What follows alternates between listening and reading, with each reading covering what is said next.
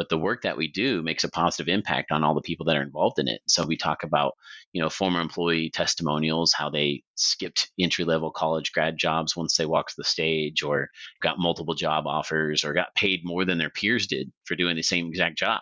So we really paint the picture that this is the first step in their young professional career. And if they're excited and they're up to the challenge and they see this as an opportunity to grow and add value and to grow together, then we'd love to have them on board. And so the second thing we get is, besides either no email or no thank you, we get a persuasive essay that has all the things they observed, all the values that they're magnetically attracted to, how they can see this being a transformative opportunity in their young professional career. And those are the candidates that get the job offers.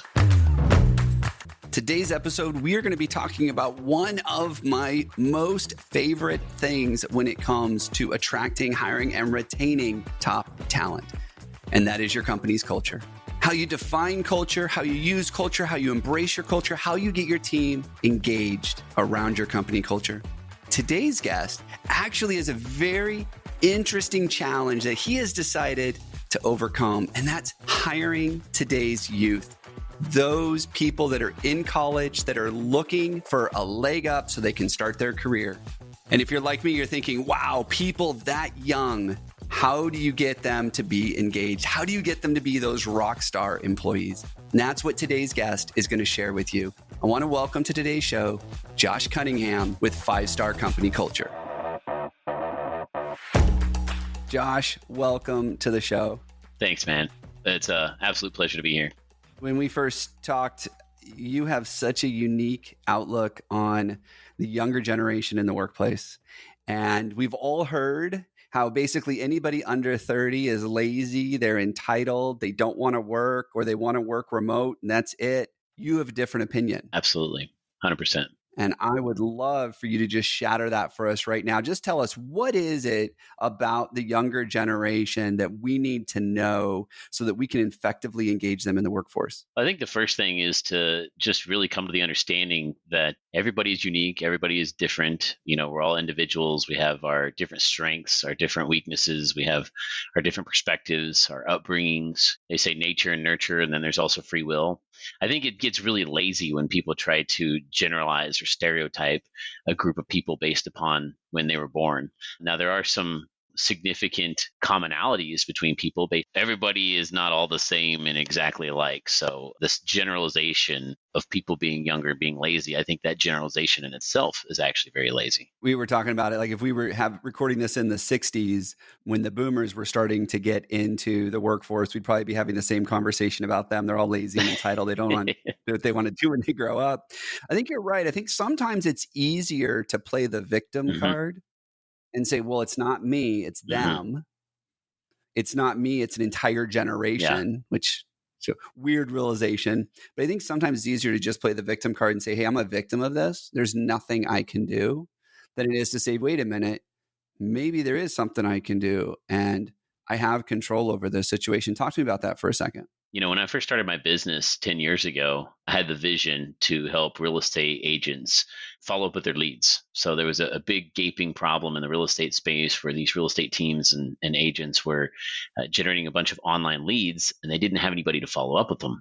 And, I'm a graduate of Texas A&M University, and despite all the Aggie jokes, it's actually a very prestigious university that has high selection standards.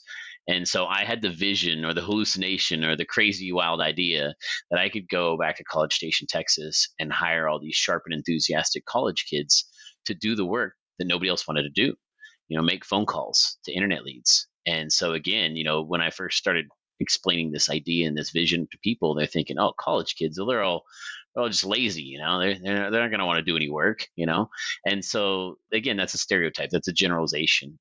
What was going to make our business different was not just going to be the fact that we were going to do the work that other people didn't want to do, but in the way that we did it and putting the meaning and the purpose behind the work that we were doing. And so I always enjoy talking about company culture and how that's truly the foundation of where you build your success from. From day one, before I ever even hired my first employee, I, as the leader, as the founder and the CEO of the organization, had to clearly define and articulate what were the values, what were the beliefs, what was going to be that foundation that we were going to attract all this talent to and build all these systems and all these processes and create all this leverage and create all this freedom in life. And so, I was actually on a flight out to visit one of my first clients in Myrtle Beach, South Carolina. And I tore a piece of paper out of my notepad and I scribbled down 5 values. And they were derived from my personal professional experiences. And the thing that people need to think about when it comes to building your work environment is the amount of time that you spend around these people. If you look at the comparison of like the time that you spend with your parents or the amount of time that a parent spends with their child, most of that is right off the bat, right? First 18 years of life, you're spending all the time with them. And then what happens? There's a transformation. They move out of the house and you spend less and less time exponentially.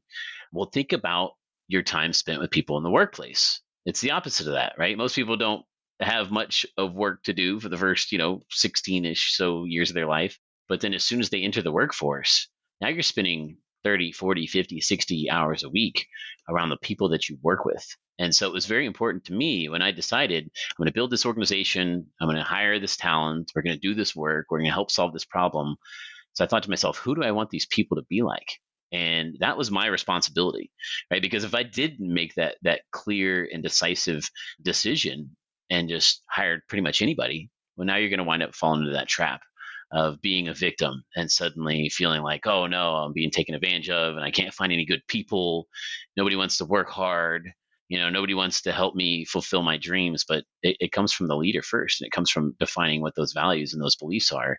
And that's what's going to help you attract the right type of talent to your organization. I'm not saying, just like you're going to say, someone might say that everybody in this generation is lazy and entitled and doesn't want to do work. I'm also not saying that that's not true entirely. But what I am saying is, again, as an entrepreneur, as a business owner, as a leader, it's your objective to find the best of whatever generation that is, and to have them magnetically attracted to your organization. Oh, so much to unpack in what you just said. I caught a little reference to some Ryan Holiday in there too, with the amount of time we spend with our parents and we spend with each other. And I absolutely agree with you. I mean, I know that when we go to work, we give up time with our friends, our family, and the things we do for fun and trade it for spending time with these people. Mm-hmm. And if things don't mimic or reflect family, friends, and fun, we're in trouble. Absolutely. You said culture quite a few times. If I put 50 culture experts in a room and asked for a definition of culture, I would get 55 different definitions, right? Exactly. So tell me, what do you mean when you say culture? Yeah. So whenever I meet with clients and start a new consulting gig, I want to essentially get a feel for what the organization is like. It's a hard to measure thing, but it's a feeling, right? And then you think about, as business owners, what are we always after? We're always after these goals and objectives and achievements, and those are results. And results come from the actions that we take. But you got to think, where do those actions that we take come from? It really comes from our psychological and our emotional state of being. If you're in a positive state, you're more likely to make good decisions, which will lead to good results. If you're in a negative state, you're more likely to make some bad decisions that are going to lead to bad results. And so when you unwind it, you look at the results, you look at the actions that you take, you look at the feelings and the thoughts and the emotions inside of your body. But that all comes from your belief system, right? And your belief system comes from the things that you give attention to. So if you give attention to a bunch of negativity and you're, buying into the hype that all these young people are lazy and entitled and no good at work, then what do you think you're going to find? Probably going to find a lot of that, So it really comes down to your beliefs and what you're giving your attention to. And so to me, those beliefs in a business world are, core values, are your mission, are your purpose, your vision for the future. And so that's sort of the best way I explain it. But again, all those things, you can measure some of the results of that, right? If you fast forward to the results, but when you unwind it all the way back to that belief system, it's a feeling that you have. It's a feeling that people give one another when they show up to work, when they leave work, when they accomplish something together, when they overcome adversity together. And that's what makes us human. That's what makes us different than computers, They haven't taken over the world just yet. I so appreciate what you did there, where you were talking about the culture is more of a feeling that you have when you're there. Now, we can define it all day long, but it's that feeling, and does it feel right, and does it make sense for not only you, but the people? I completely agree with you. You attract what you put out there. If you put out there that you're a victim and you tell everybody that everybody's lazy and entitled, guess what you're going to find? You're going to find lazy and entitled. I remember a long time ago, someone taught me this. They said, never use the word don't, because when you use the word don't, people focus on the thing that you don't want them to do. Like go and tell a kid, don't spill the milk. Yep. Guess what's going to happen? Yep. A couple minutes later, you're going to get, Mommy, Daddy, I spilled the milk. I'm like, I told you not to do that, because they were so focused on not spilling the milk. Yep. And when you sit there and you just think everybody's lazy and entitled, guess what you're going to find? Yep. You're going to find lazy and entitled. Exactly. And I know you work with this generation way more closely than I do, but I have found in my experience in the work that we do at Core Matters that they're some of the hardest working people I've ever seen. Yeah. Now, are there lazy and entitled in there? Yeah. And I know boomers that are lazy and entitled, people in their 50s and 60s that are lazy and entitled. So yeah, some of them. But I think the one thing about the younger generation that we have to recognize is a lot of them still don't know what they want to do when they grow up. And they're feeling things out and they're figuring out. And guess what? When you were 20, you were doing the same thing. It's that simple. Yep. You might have forgotten about it, right? So your business, you attract these people that are in college. They're going to college. They're figuring out what they want to be when they grow up. They come, they work for you, and they cold call leads, right? Like that's what they're doing. They're on the phone all day long with leads for these businesses. And so not only is that the kind of work that can be really tough to do, but you're also finding people. So you're not only finding people that want to do it, you're also finding people that want to be a part of your team. Exactly. So talk to me a little bit more about that. How do you take that vision, those values, those feelings that you have? How do you make sure that you're hiring people based on those things, that you're matching people up? How do you do that? Yeah, that's a great question. So probably one of the most important steps in our interview process is what we call an observation. So in the early days, we had this problem to solve. We knew where our talent was going to come from. And we were putting people through a very ordinary hiring process, a resume followed by a phone interview, followed by an in-person interview. And that worked out well until one day in the very early days of our hiring process, we had this young man come in for his first day of training. He'd gone through the process. We decided that he would be good at the work that we do. And he shows up for his first training shift. And, again, we're calling cold leads here. We're throwing people on a dialer that automatically dials just one number after the next. There's technology to learn. There's CRMs. There's rejection that they're going to face. They're going to get their teeth kicked in a little bit. There's a script that they have to learn. And shortly into his training shift, he politely asks to go to the restroom, walks down the hallway, and poof, disappeared off the face of the planet. He was done with us. He didn't want anything more to do with what we had going on there. I don't blame him. I blame us, because that was really a failure on our behalf as an organization to really paint the picture clearly as to what was going to be expected in this role. Nobody's going to show up to an interview and not show you the best version of themselves.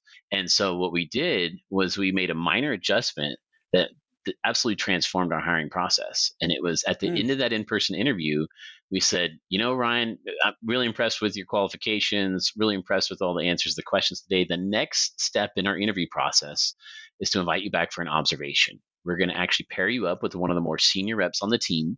And for a full hour, you're going to get a full tour of the operations. So you're going to see how we start our shift with a huddle. You're going to get to see how we set our goals. You're going to get to see the technology that we use, the scripts that we work with, the objections that you're going to have to overcome, the rejection that you're going to face and hear. And then at the end of that observation, we tell them, hey, here's our business card. Go home, think about it, sleep on it, marinate on it, and send us an email and let us know what you think. And one of two things happens. Either number one, just like the guy who vanished in the bathroom for eternity, we never hear from him ever again. And that's great because we haven't tricked someone into being a part of our organization or tricked someone into doing the work that we do here. Instead, what we've done is we've very clearly articulated what our level of productivity is, what our standards look like, and not only what we do, but why we do it. And that goes back to those core values. So we explain to people through the process what our 5 core values are, what our purpose is to move people forward. Not only do we move people forward through the sales pipeline, but the work that we do makes a positive impact on all the people that are involved in it. So we talk about, former employee testimonials, how they skipped entry-level college grad jobs once they walked the stage, or got multiple job offers, or got paid more than their peers did for doing the same exact job. So we really paint the picture that this is the first step in their young professional career. And if they're excited and they're up to the challenge and they see this as an opportunity to grow and add value and to grow together, then we'd love to have them on board. And so the second thing we get is, besides either no email or no thank you, we get a persuasive essay that has all the things they observed, all the values that they're magnetically attracted to, how they can see this being a transformative opportunity in their young professional career. And those are the candidates that get the job offers. And so, Wow. like I said, we started that probably 8 or 9 years ago. We've now hired and trained over 400 inside sales assistants, and we brag that we have an incredibly good employee retention rate because we're bringing in the right people that are not only are we attracted to their talents and their skills, but they're attracted to our organization and the environment that they're going to work in. That's the most critical step of our hiring process. And it sounds like you're doing a really good job to engage them up front. Stop turning away work, burning out your team, and working so hard. Learn about the proven process that businesses everywhere are using to save time, save money, and hire all the people they need. We'll train your team to implement and run this process in-house so you can grow as fast as you want. Book a call with our team at corematters.com. And like you said, not tricking them. Exactly. I see that happen a lot. And, I look at it as that's that first impression, right? Everybody wants to make that great first impression. So the job seeker goes and buys new clothes and they get dressed, maybe take a shower, right? All of that. And then the employer's like, all right, clean up the office. We got a new batch of recruits coming in. Yeah. Make it look all perfect for them so they like us. Yeah. And then we end up lying to each other for an hour and then go, let's make this work. And at the same time, everybody's sitting around going, why are we doing this? You hire them and you end up going through the same thing. I love that you get rid of that tricking them. Yeah. I like the way you said that, and making sure that they know who you are authentically, but you also know authentically who they are, because that essay thing, that's a cool idea. Yeah. Why they want to be there. Now, one of the things you said that got me thinking is we work with a lot of companies that are hiring frontline employees, entry level. Like a lot of them may not like the work. They may not stick around. They may just move on. It sounds to me like you've actually created an organization that is designed around the idea that this is their first step in a much larger career that is not with rokrbox. Is that right? Absolutely, 100%. That's exactly what we say is our purpose is to move people forward. We understand that not everybody wants to be an inside sales assistant their entire life, and that really the skills that we're teaching them are the fundamental skills of any sales position. And so, early on when we were hiring talent and then our team was, graduating and they were moving on to the next step in their professional career, there were some people that we were able to retain. We have a couple of management positions that some people stick around and move up within our organization, but a majority of them are going to go somewhere else. Initially, the first couple rock stars that we had that took that next step in their career was a little bit heartbreaking. It's like, oh man, Zach's moving on. We wish him the best. And we poured so much into him, and now we're not going to have him contributing on the team. But then we just suddenly quickly realized that this is something that we should celebrate, and we should get very excited for the fact that we've grown together and that they're now, taking the next step in their career. Once we came to that realization, it just made the model crystal clear that this is exactly what we're doing. This is what our purpose is. Our purpose is to move people forward, and we're very excited about that. We're a small college town in between all the big cities, and so a lot of our talent, when they graduate, they want to go move back to the big city. They want to go get a big kid job or whatever that might look like to them. And so we just celebrate that now. We get very excited. I write lots of letters of recommendation towards the end of every semester, and then obviously we broadcast their testimonials. And we even have once a month we have an employee mastermind where we bring all of our existing employees together to brainstorm new ideas and talk about the opportunities in our business. And a lot of times we'll start off the mastermind by zooming in a former employee. And for the first 15, 20 minutes, we'll interview that former employee and ask them about the impact that rokrbox made on their life and where that has set them up for success in their professional career, so that we can, again, connect the dots for the people who are here now and think, okay, yeah, I'm making calls all day, every day. This wasn't necessarily what I thought I was going to be looking forward to doing. But now I can see the dots connecting, and that if I lean into this, if I persevere through the adversity, if I really sharpen my skills, that this is gonna there's a pot of gold at the end of the rainbow. And so we very clearly paint the picture for them through that mastermind interview experience. I think it's really cool how you have built an entire, not just organization, but the interview process, the employee engagement process, everything built around the idea that these people are temporary. working with you. Hmm. This isn't a life, this isn't career. Like you said, there's a couple that are lifers, but for most people, you are a stepping stone in a much larger plan that they have. Yet you still take the time to invest in them, to coach them, to train them. And I know there are people listening right now because we coach on this quite often that, oh, well, that's so expensive. Why should I train somebody who's going to leave me in 2 years or 6 months or at all? Why should I put the investment in them? And I think the easy answer is, well, everybody's going to leave at some point. Hmm. You can't not train people, but it Yeah. looks like you've built an organization around training people and knowing that they might only have a 6 month or a 12 month or a 2 year runway before they move on to something else. Yeah. What's the impact to the organization when people do move on, do graduate? I know a lot of times when people move on, the morale drops and people lose their friends, and it can be really tough to keep that going.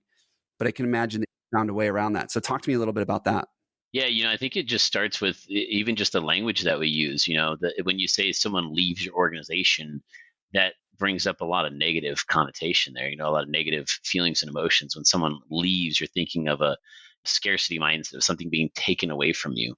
Again, our purpose is to move people forward, right? How much better Mm, does that sound when someone's moving forward versus leaving? Right, leaving sounds like taking mm, away. More moving forward sounds like contribution and yeah. success.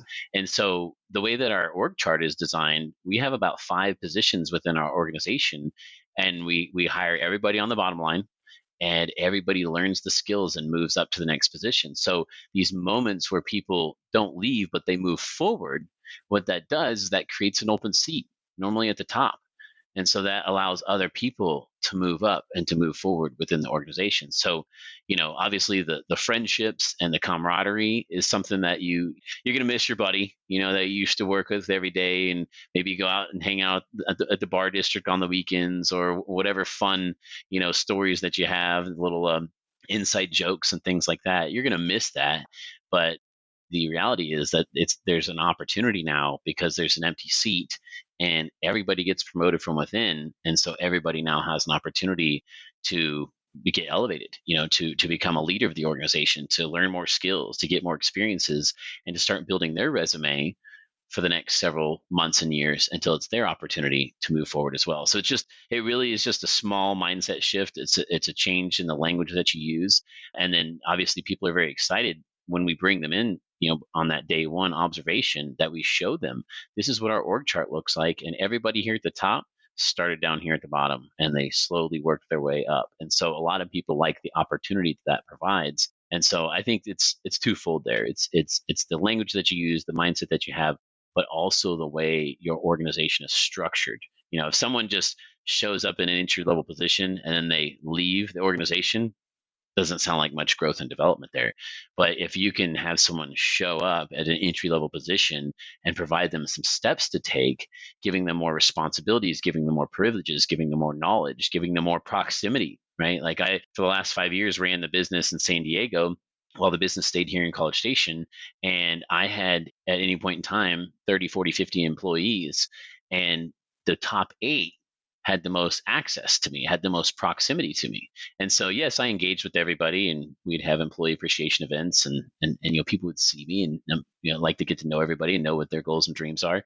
But the people at the top, right, really got to spend a lot of time with me, got a lot of proximity with me, got a lot of investment from me. So by creating the organizational responsibilities in a way such as that, it gives people more hope and more desire to stick around and to lean in and to want to move forward with the organization. Got it. Yeah, I love that language piece of it. So the culture isn't just what you've defined. I mean, it's actually what you've grown into over time as well. So your culture, it sounds like it's always evolving, it's always getting better, it's always thinking about the next thing. Hmm. As we wrap up here, I have a question Yeah. for you that you may not be prepared for, but I'm going to hit you with it Yeah. anyways. You hire a lot of people because these people are moving forward. Uh-huh. They are moving on to that next step in their career. And so I imagine that you probably have higher turnover than some other people in your space, just because that's who you decided to target, was people that needed a place to start, and then they can move forward. what would you say is your number one best recruiting tool? Like, what's that tip you can give our listeners that are thinking, hey, you know what? I would love to hire more college kids. I would love to hire people that are at the beginning of their career and train them to do it my way. What's the number one recruiting tip you have for those people? Number one recruiting tip for us has historically been referrals. So, really leaning in and investing into the people that you currently have, and then saying, hey, who else do you know that would love to have an opportunity like this? We've actually had siblings that have come through the university. One of them came through and graduated, and then their younger sibling came through, and guess where they wanted to work? Right? They came marching right up to rokrbox looking for the opportunity that their older sibling had. But a lot of our current employees are involved in student organizations and different classes and things like that. And so referral has always been a really great resource for us. And there's tons of hiring books out there, and they always validate that referral based employee recommendations are great, because they really understand what the expectations are, and then they know their friend inside and out and know whether or not they would be capable of doing that. But if you're just starting right off the bat, right, you're starting from scratch, you've never made a hire, you've never hired a college student before, just find your local university and get in touch with their career department, because obviously a university is motivated to make sure that people get full-time jobs after they graduate. But most of the universities, like here at Texas A&M, they also have a part-time job website portal, because they want people to be building those experiences while they're in school. So 10 years ago, before we ever made our first hire, I reached out to the university. I said, here's my vision. Here's this opportunity that I want to create for students. And they said, that sounds phenomenal. We want to give you free access to our online portal here. And for the last 10 years, I've been putting free job postings up there every single week. And, we always say that we're always hiring, we're always looking for talent.